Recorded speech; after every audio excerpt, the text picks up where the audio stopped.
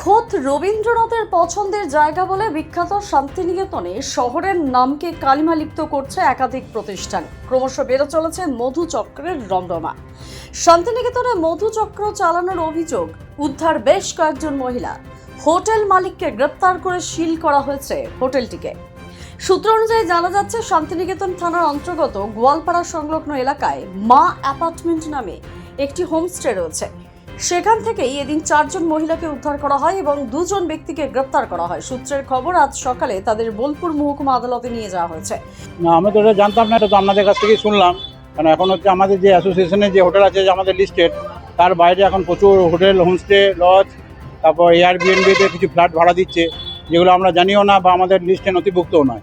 এবার তারা যে মানে কতগুলো হয়েছে বোলপুরে আর কতগুলো এখন আছে সেটাও আমরা জানি না। তা এগুলো যেটা যদি এরকম হয়ে থাকে সেটা খুবই খারাপ জিনিস হয়েছে। এটা আমরা খুবই নিন্দনীয় ঘটনা।